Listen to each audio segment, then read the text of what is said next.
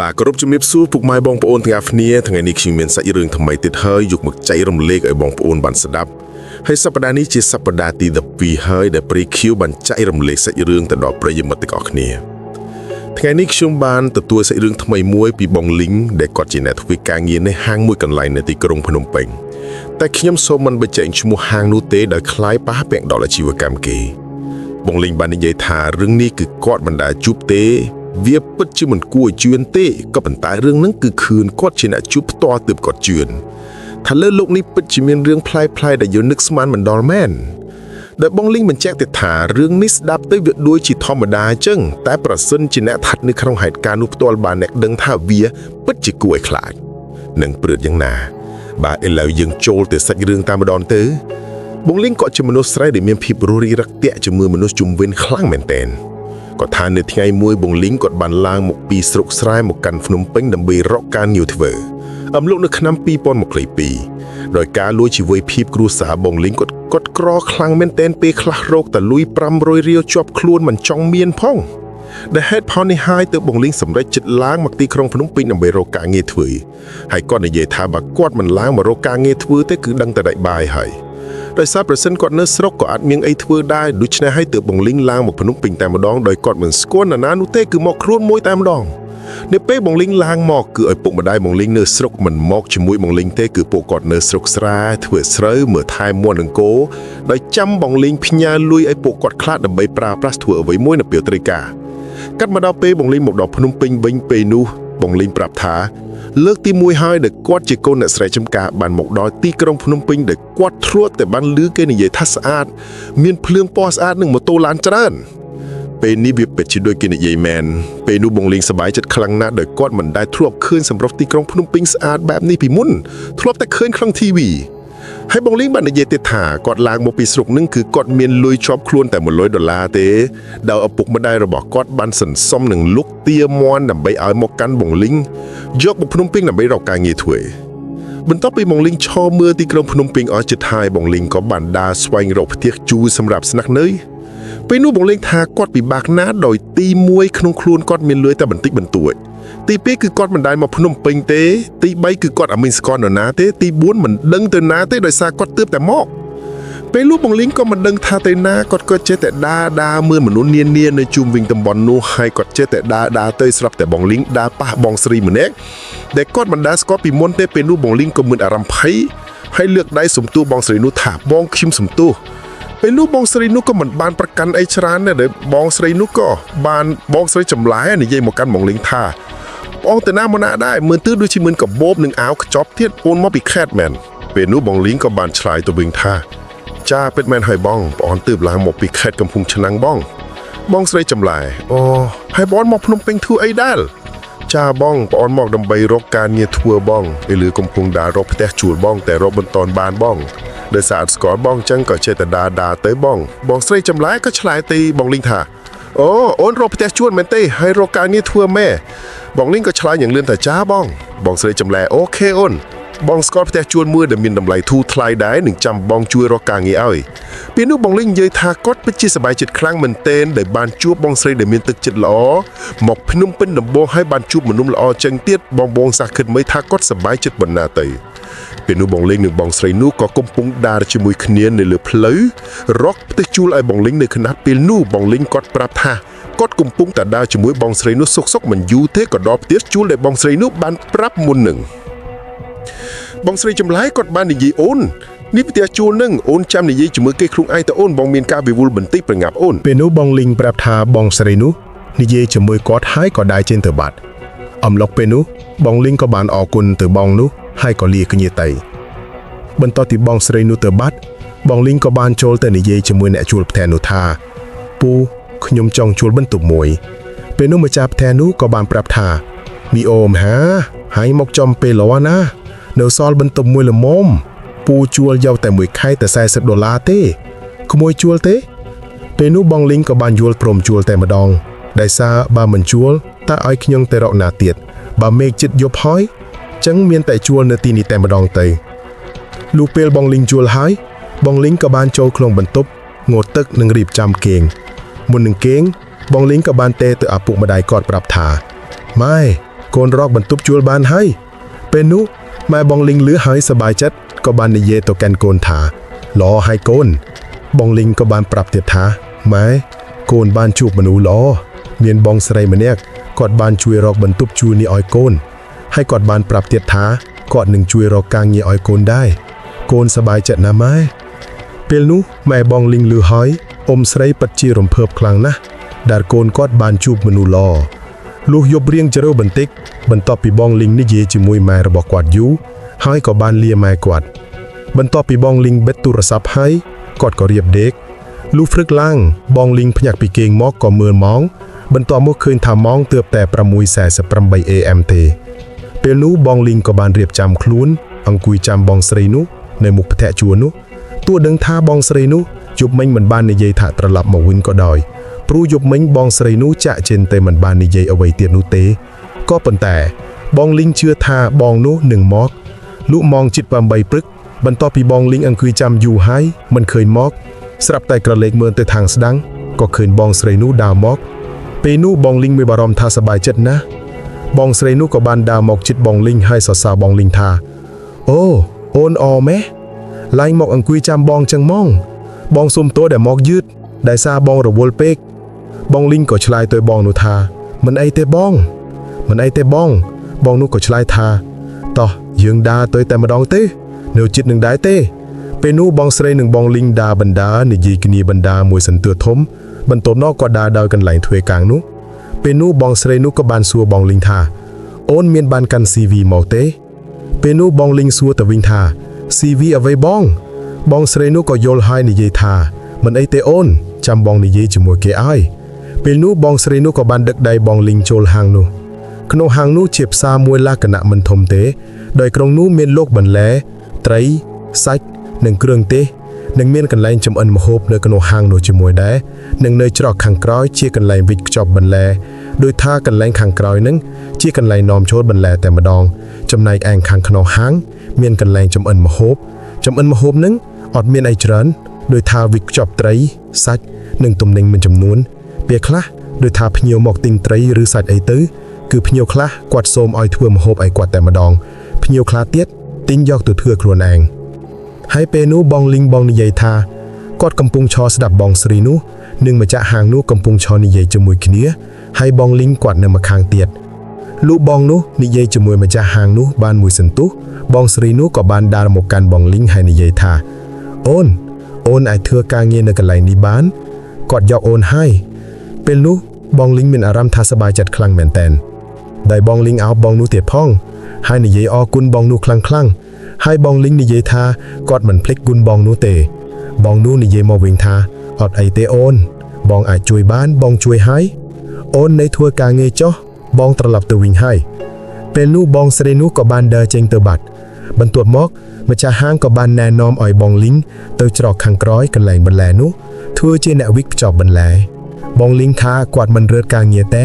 គឺឲ្យតែមានការងារគាត់ធ្វើហើយពីមួយថ្ងៃទៅមួយថ្ងៃបងលីងខិតខំធ្វើការងារខ្លាំងមែនតែនពេលខ្លាំងធ្វើដល់គេបិទហាងដោយថាម៉ោងចូលធ្វើការងារចាប់ពីម៉ោង 8 ព្រឹកដល់ម៉ោង 5 ល្ងាចតែបងលីងធ្វើពេលខ្លះដល់ម៉ោង 6 បានគាត់ចេញថ្ងៃខ្លះដល់ម៉ោង 7 យប់ទៀតព្រោះហាងបងលីងធ្វើការងារនឹងគឺគេបិទហាងម៉ោង 9 យប់បងលីងប្រាប់ទៀតថាគាត់ខិតខំធ្វើខ្លាំងមែនតែនកន្លែងនេះបងលីងប្រាប់ថាកន្លែងគាត់ធ្វើនឹងមានសមាជិក 3 នាក់ដោយមានប្រធាន1និងកូនចៅ2រួមទាំងបងលីងដែរជឹងទាំងអស់ 3 នាក់ដោយមានបងប្រុសនៅខាងស្ដាំដៃគាត់ម្នាក់គាត់នៅកណ្ដាលម្នាក់និងនៅឆ្វេងដៃប្រធានគាត់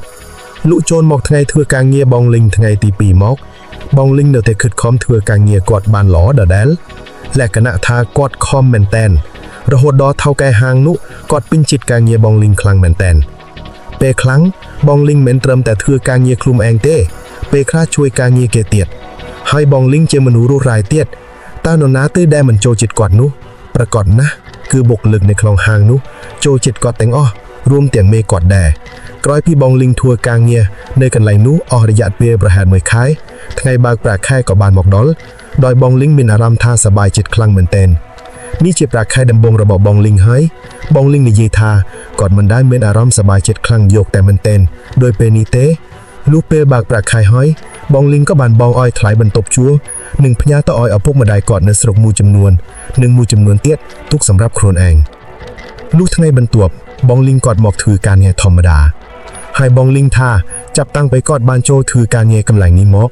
ឥឡូវនេះគាត់មានមិត្តភ័ក្តិហើយគឺបងដែលនៅខាងឆ្វេងដៃគាត់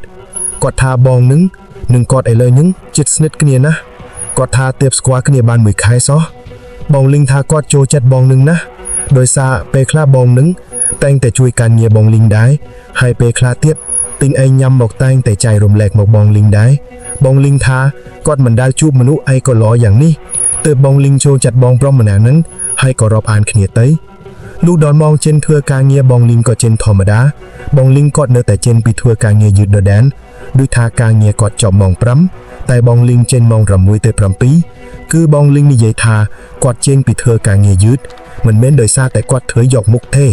ក៏ដោយសារតែគាត់ធ្វើការងារគាត់មិនតាន់ហើយណាមួយចង់ធ្វើវាឲ្យហើយទូទៅផ្ទះលឿនក៏មិនដឹងធ្វើអ្វីដែរដូច្នេះហើយទើបបងលីងចូលចិត្តធ្វើការងារនៅរៀងយប់លុះម៉ោងប្រហែល7យប់បងលីងក៏ចេញទៅផ្ទះធម្មតាដោយរដងពីមួយថ្ងៃទៅមួយថ្ងៃបងលីងខិតខំធ្វើការងារមែនតែនរហូតដល់ថៅកែហាងនោះមើលឃើញពីការខិតខំប្រឹងប្រែងរបស់បងលីងទើបថៅកែនោះបានដំឡើងប្រាក់ខែឲ្យបងលីងបន្ថែមទៀតពេលនោះបងលីងសប្បាយចិត្តណាស់ហើយក៏អរគុណមេគាត់ថ្ងៃបន្ទាប់ទៀតបងលីងក៏បាននឹកបងស្រីដែលជួយរកការងារនោះឲ្យគាត់ក៏បងលីងនិយាយថាគាត់បានបាយពីបងស្រីនោះតាំងពីថ្ងៃដែលបងនោះនាំគាត់មកធ្វើការកន្លែងនេះដោយថាស្ងាត់បងស្រីនោះឈឹងតែម្ដងសូម្បីតែលេខបងនោះបងលីងថាគាត់ក៏អត់មានដែរលក្ខណៈថាគាត់សប្បាយចិត្តអពេកបានការងារភ្លេចសុំលេខបងនោះបងលីងថាគាត់មិនបានតំណែងតំណងបងនោះសោះហើយមិនដឹងទឹកទួងតាមណាលុយយប់បន្តិចបងលីងចេញពីធ្វើការគាត់មិនទាន់ទៅផ្ទះទីគាត់ដើរទៅកន្លែងមេក៏សួរមេគាត់ថាមេមានលេខបងស្រីដែលបាននាំខ្ញុំកាលពីចូលធ្វើការងារដំបូងទេបងមេនិយាយថាគាត់អត់មានទេពេលនោះបងលីងបាននិយាយទៅមេគាត់វិញថាអញ្ចឹងបាននេះថាមេអត់ស្គាល់បងស្រីនឹងទេមេក៏ឆ្លើយមកវិញថាអត់ទេពេលនោះបងលីងគាត់ក៏អត់ដឹងថាធ្វើម៉េចតាក់ទងទៅបងនោះបានដូចថាបងលីងគាត់ចង់ប៉ៅបងនោះញ៉ាំអីដើម្បីអរគុណដែលបងនោះគាត់បានជួយរកការងារឲ្យបងលីងបងគិតក្នុងចិត្តថាមិនចឹងយ៉ាងណាក៏បងស្រីនោះមកលេងខៀងដែរនេះបាត់ឈឹងតែម្ដងតែធ្វើម៉េចទៅសូម្បីតែផ្ទះគាត់ក៏ខៀងមិនស្គាល់លេខក៏មិនមានពេលនោះបងលីងក៏ដែរមកដល់បន្ទប់គាត់វិញលុះ3ខែកន្លងផុតទៅបងលីងថាគាត់ចូលចិត្តកន្លែងនឹងខ្លាំងណាស់គាត់ខំធ្វើការមែនទែនរហូតបងស្រីប្រធានគាត់សរសើររហូតហើយមេគាត់រឹតតែចូលចិត្តបងលីងដោយពោលថាលីងឯងខំអីក៏ខំម៉េះបងលីងឆ្លើយមកវិញបាទមេខ្ញុំចង់ធ្វើការងារនេះឲ្យបានល្អមេហើយវាជាការងារដំបូងរបស់ខ្ញុំទើបខ្ញុំចង់ធ្វើវាឲ្យល្អខ្លាំងនិងធ្វើឲ្យអស់ពីសមត្ថភាពមិនឲ្យមេខកចិត្តទេពេលនោះមេគាត់ថាល្អលីងតែការងារមិនបាច់ខំខ្លាំងពេកទេគិតពីសុខភាពផងពេលនោះបងលីងនិយាយថាចាមេអរគុណមេពេលនោះមេបងលីងក៏បានដើរចិនទៅបាត់ហើយបងខាងឆ្វេងដៃបងលីងក៏បាននិយាយទៅបងលីងថាលីងឯងល្អម៉េះក្រុមហ៊ុនបានឯងពិតជាសំណាងមែនដែលបានបុគ្គលិកដូចឯងមកខិតខំធ្វើការល្អបងលីងឆ្លើយទៅវិញថាបងលុះបងលីងធ្វើការងារនៅកន្លែងនោះបាន1ឆ្នាំបងលីងក៏បានឡើងតំណែងជាបងប្រធានម្ដងដោយបងប្រធានចាស់គាត់បានសុំឈប់នឹងចង់ផ្លាស់ប្ដូរការងារព្រោះដោយសារគាត់ធ្វើការងារនេះយូរហើយគាត់ចង់បដូរការងារផ្សេងម្ដងពេលនេះបងលីងក៏បានក្លាយជាប្រធានគេអញ្ចឹងបុគ្គលិកគឺនៅសល់តែ2នាក់ដែរគឺបងខាងឆ្វេងដៃបងលីងនិងបងលីងជាប្រធានលក់ធ្វើការងារបានប្រហែល6ថ្ងៃស្រាប់តែមានបុគ្គលិកថ្មីចូលមកមេក៏បានណែនាំបុគ្គលិកនោះឲ្យបងលីងនិងបងចិត្តបងលីងបានស្គាល់នឹងធ្វើការងារជាមួយគ្នាពេលនេះក្នុងកន្លែងដូចចប់គឺមាន3នាក់វិញហើយបុគ្គលិកថ្មីនោះគឺជាបរោះដែលអញ្ចឹងបានន័យថាប្រុស2នាក់និងស្រីបងលីងម្នាក់ឯងបងលីងបាននិយាយថាក៏ធ្វើការមួយបុគ្គលិកថ្មីនោះបានប្រហែល1ខែបងលីងក៏បានចូលចិត្តបុគ្គលិកថ្មីនោះដែរដោយថាគាត់ជារឹករួសរាយដោយបងលីងដែរនិយាយទៅពួកគាត់ធ្វើការមួយគ្នាទាំង3នាក់នឹងដោយថាសប្បាយខ្លាំងមែនទែនគឺលក្ខណៈថាដោយមិត្តភក្តិស្គាល់គ្នា20ឆ្នាំទៅ10ឆ្នាំចឹងគឺតែងតែមានអីញ៉ាំចែករំលែកគ្នាហើយការងារគឺចេះជួយគ្នានិយាយទៅការងារពួកគាត់គឺល្អខ្លាំងមែនទែនរហូតមេបងលីងនិយាយថាការងារបងលីងល្អនឹងចេះគ្រប់គ្រងកូនចៅបានល្អមិនតែប៉ុណ្ណោះទេថែមទាំងបង្រៀនឲ្យកូនចៅចេះស្រឡាញ់គ្នាទៀតបងលីងគឺគាត់ធ្វើការងារមិនចេះប្រកាន់ខ្លួនទេដោយថាទោះគាត់ឡើងជាមេគេក៏មិនដំឡើងរឹងដែរគឺជារគាត់ដំបងបែបនេះគឺនៅតែអញ្ចឹងនេះហើយបានមេគាត់ជួយចិត្តនឹងតែងតែសរសើរបងលីងមិនដាច់ពីមាត់លុះធ្វើការងារបាន1ឆ្នាំកន្លះ បងលីងថាថ្ងៃមួយពេលនោះមានមេឃភ្លៀងខាងមែនទែនដោយពេលនឹងបងលីងដ៏ម៉ងចេញពីធ្វើការហើយតែបងលីងមិនទាន់ទៅដោយសារមេឃភ្លៀងខ្លាំងកន្លែងនេះខ្ញុំហៅឈ្មោះបងដែលធ្វើការងារមួយបងលីងតែម្ដងទៅកុំឲ្យបងប្អូនពិបាកស្ដាប់និងរញ៉េរញ៉ៃដោយបងខាងស្ដាំដៃបងលីងមានឈ្មោះថាបងរ៉ាដែលជាអ្នកចូលធ្វើការមុនបងលីងដោយបងខាងឆ្វេងដៃទើបចូលមកថ្មីហ្នឹងមានឈ្មោះថាបងឌីលុះចូលមកពេលមេឃភ្លៀងវិញខណៈណាពេលហ្នឹងបងលីងបាននិយាយថាមេឃធ្លាក់ភ្លៀងខ្លាំងណាស់ហើយណាមួយវាជាពេលយប់ទៀតដូច្នេះទើបបងលីងនឹងរ៉ាគាត់មិនទាន់ទៅគាត់ចាំឲ្យមេឃលេងភ្លៀងបានពួកគាត់ចេញទៅតែពេលនោះបងលីងផាប់ថាពួកគាត់បានខាត់បងឌីដែលថាបងនៅជ្រកភ្លៀងសិនទៅចាំមេឃរាំងចាំចេញទាំងអស់គ្នាពេលនោះបងឌីឆ្លើយថាមិនអីទេខំប្រញាប់ដែរណាមួយក្នុងចិនទៅទាំងភ្លៀងចឹងរហូតនឹងមិនអីទេបងរ៉ានឹងបងលីងខាត់មិនបាំងហើយក៏សម្រេចឲ្យបងឌីចេញទៅលុះបងឌីរៀបឡើងជិះម៉ូតូចេញទៅហើយបងលីងថាគ្រាន់តែបងឌីចេញទៅក្រៅប៉ះភ្លៀងហើយស្រាប់តែពេលនោះមានរន្ទះផាងឬសំឡេងខ្លាំងមែនទែនហើយបងឌីក៏ចេញទៅបាត់ទៅពេលនោះបងលីងក៏ឈររងចាំរហូតដល់មេឃរាំងភ្លៀងហើយក៏រៀបចំចេញទៅផ្ទះរៀងៗខ្លួនលុះចូលដល់ថ្ងៃធ្វើការបន្ទាត់បងលីងថាថ្ងៃនឹងបងឌីអត់ឃើញមកធ្វើការងារទេទៅណាមកណាក៏មិនបានប្រាប់ក៏ថាបងឌីមិនដែរចឹងទេព្រោះថាពេលបងឌីទៅណាឬរវល់អ្វីមួយគឺតែងតែប្រាប់បងលីងហើយស្រាប់តែថ្ងៃនេះអត់ឃើញបងឌីមកធ្វើការគឺបងលីងមានអារម្មណ៍ថាចម្លែកតែបងលីងក៏និយាយម្ដងទៀតថាប្រហែលឌីមានការរវល់អ្វីបន្ទាត់ហើយបានជាអត់បានប្រាប់គាត់និយាយហើយបងលីងក៏ទៅធ្វើការងារធម្មតាលុះ2ម៉ោងក្រោយមកមេបងលីងដើរមកសួរបងលីងថាលីងអត់ឃើញឌីមកចឹងថ្ងៃហ្នឹងគាត់រវល់ទៅណាមែនបងលីងក៏ប្រាប់ទៅមេគាត់វិញថាចាមេខ្ញុំអត់ដឹងដែរមេដោយសារឌីអត់បានប្រាប់មេគាត់ក៏ប្រាប់ឲ្យបងលីងឆាត់ទៅមើលបងលីងថាចាមេពេលនោះបងលីងភ្លេចថាគាត់អត់បានមាន friend Facebook មួយឌីទេលក្ខណៈថាគឺអត់ដែលបានតាក់ទងគ្នាតាមអនឡាញគឺភ្លេចឈឹងពេលនោះមេបងលីងក៏បានដើរចេញទៅបាត់បងលីងក៏និយាយថាហើយមិនឈៀងនេះឲ្យមាន friend Facebook មួយឌីចឹងរាប់អានគ្នាយូរហើយភ្លេចឈឹងលុះកន្លងបានមួយថ្ងៃទៀតបងលីងថាពេលហ្នឹងអត់បានដំណឹងរបស់ឌីទេស្រាប់តែថ្ងៃហ្នឹងពេលព្រឹកបងលីងស្ទើរតែធ្លាក់ខ្ទើមចេញមកខាងក្រោយហើយក៏ថាគាត់បើកដឺដែលចូលមកបន្ទប់ធ្វើការងារហ្នឹងស្រាប់តែខឿងបងឌីកំពុងឈរនៅកន្លែងធ្វើការងារគាត់ហើយភ្លើងមិនទាន់បើកទៀតបងលីងថាវាខុសពីធម្មតាដោយសាររដងបងលីងនិយាយថាបងឌីគាត់មិនដែលមកលឿងជើងបងលីងចឹងទេទើបតែថ្ងៃហ្នឹងទេតែវាចម្លែកត្រង់ថាពេលគាត់ចូលមកបន្ទប់នឹងមិនទាន់ឃើញបងឌីទេរបៀបថាងងឹតឈឹងទាំងដងស្រាប់តែបងលីងជិតបើកភ្លើងមកស្រាប់តែលេចរូបបងឌីចេញមកដែលបងលីងភ្ញាក់ចង់ប្រកាច់ស្ទើរតែធ្លាក់ខ្ទឹមទៅហើយពេលនោះបងលីងបាននិយាយទៅបងឌីថាឌីហើយមកធ្វើការថ្ងៃនឹងលឿងម៉ែខុសពីរដងហើយមកហើយមិនបើមិនបើកភ្លើងពេលនោះបងលីងថាគាត់បានសួរទៅហើយបងឌីអត់ទាន់ឆ្លើយតបអ្វីទេដល់តែឈួរបានយឹត2នាទីទើបបងឌីនោះនិយាយមកកាន់បងលីងយឺតថាខ្ញុំចង់ធ្វើបុគ្គលិកល្អបងចង់មកឲ្យលឿងបងពេលនោះបងលីងថាមិនអីទេចឹងក៏ចឹងទៅពេលនោះបងលីងថាបងឌីខុសពីរដងឌីតែងតែនិយាយលេងមួយខ្ញុំរហូតរបៀបថានិយាយបីហូអូស្ទឹងតែថ្ងៃនេះស្ងាត់ចឹងឃើញឈោដមើមិននិយាយអ្វីអស់លក្ខណៈថាបើបងលីងមិនសួរនាំគឺអត់និយាយតែម្ដងបងលីងថាវាពិតជាចម្លែកខ្លាំងមែនតែនថ្ងៃហ្នឹងពេលនោះបងរ៉ាក៏មកលុះធ្វើការងារដល់ល្ងាចជិតដល់ម៉ោងចេញពីធ្វើការងារបងលីងថាគាត់ងាកទៅមើលបងឌី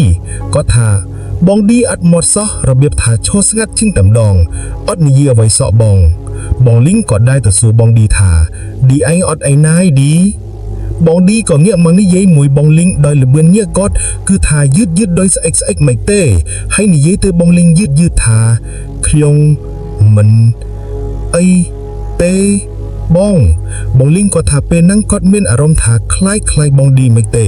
និយាយដូចអត់មានកម្លាំងក្នុងខ្លួនចឹងពេលនោះបងលីងក៏បានទៅធ្វើការងារវិញលុះដល់ម៉ោងចេញពីធ្វើការងារបងលីងក៏ដើរទៅទិញដៃបងរ៉ាហើយសួរបងរ៉ាស្ងាត់ថារ៉ាឯងមានដឹងទេថាឌីកើតអីថ្ងៃហ្នឹងមិនអត់និយាយអ្វីសោះចឹងបងរ៉ាក៏ថាប្រហែលឌីឈឺដឹងបងលីងក៏ថា ชื่อไอ้บักเขียมซูกอดให้กอดทำมันไอ้พ่องเปนูบองลิงก็อัดบันกฤษเอาไว้จรันก่อเลียนักแต่งปีเร่งเจงแต่ปฐบัตลุโจดอไทยถ้วยกาบนตัวบองลิงถาปึกนึงกดหมกถ้วยกาเมียธรรมดาให้กดเต็มจิตอ่อยหายคล้ายบองดีโชว์หนึ่งเตียนเปนูบองลิงก็เบิกเพลิงซับแต่เทรนึงอัดครึ่งบองดีเตะบองลิงก็เกิดถาเพราะให้บันติกเตียดบานบองดีมาถ้วยกาให้บองลิงหนีถาทำแมนต้าบานแต่ปีทนายเตะหมอกเรื่องหนึ่งให้บองลิงก็เถือกาเงี้ยธรรมดาลุมวยสังตืดหมอกบองลิงก็บันขึ้นบองราจูนเมาให้บองลิงก็อัดตนขึ้นดีเมาบองลิงก็หนีทาจมดีเตนาติดให้ดอนเมาให้อัดครึ่งมองเจนเปนุเมบองลิงก็บันดาหมกซัวบองลิงทาลิงไม่อัดขึ้นดีเมาเถือกาปีถวยให้ก็เตนาเม่นบองลิงก็หนีเตเมกอดวินทาอัดเตเมดีเมาเถือกาเต้าปีไทยนึ่งเปนุเมบองลิงก็ตอบตวินทาอัดเตเข้มอัดเคยพองเปนุบองราก็ช่วยนี่เย่เมปีไทยมุนดีเมาเถือกาเตอเปนุเมบองลิงก็บานหาบองลิงตัวโจบรรทุกกอดเฮยก็เบยกัมมาสวัสดิเพียบบองลิงหนึ่งบองราเมินแต่งแทงตีมวยหนึ่งตีปีเด็ดไทยตีมือนุคือเคยแต่บองลิงหนึ่งบองราเถือกาเต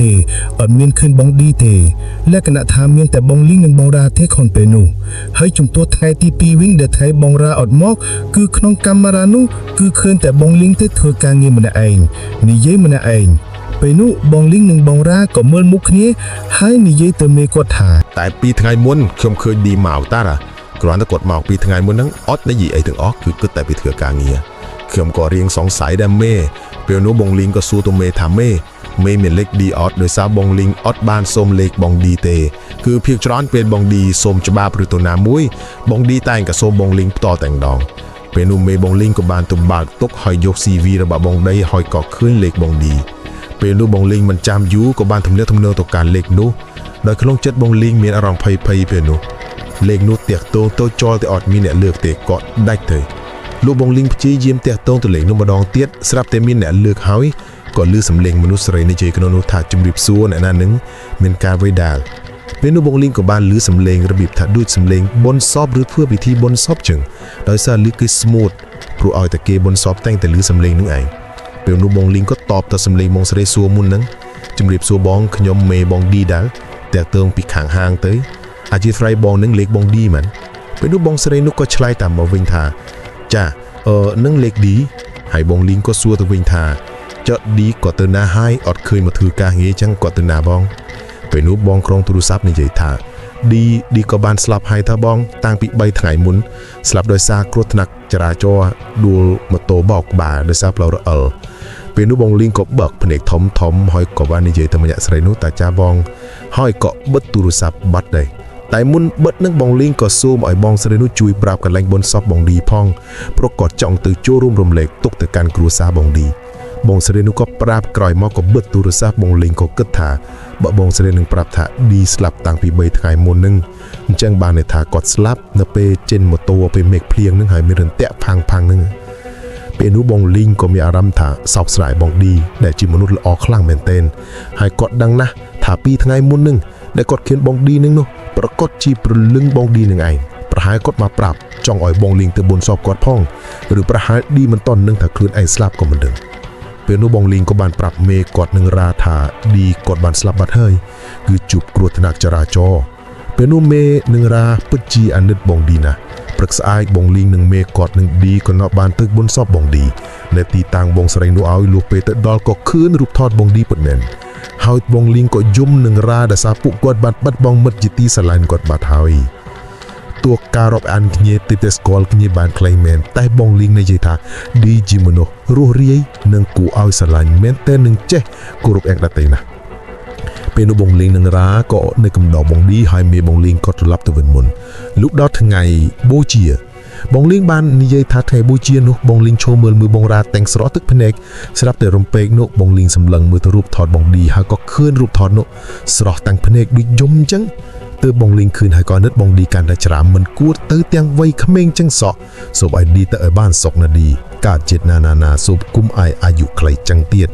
ในใหญ่หายบองลิงก็ลือสำเร็งซอบบันติกถ้าออกกุนบองลิงนึงราได้หมอกบนสอบขยม ขยมเลียเส้นหายบองเป็นนูบองลิงลือหายก็กันแต่ยมบองลิงเยทักร้อยเปได้พิธีบนสมนุจอบบองลิงก็วิลมกแต่ทอมดาวิงจังเรื่องนี้บาสดับเต้คือยิงปัจจัยนิดบองดีนะแต่กอดบานจุบเรื่องหาดแบบนี้หายคมคือท่าอากาไลแต่บองลิงกอดอดคืนบองดีมาถือกางเงี้ยมาทั้งไงบัดช่างนั้นเข้มคือท่าเรื่องตามกำเนิดเคียมในบองปวนกันไหลนึงประแหบองดี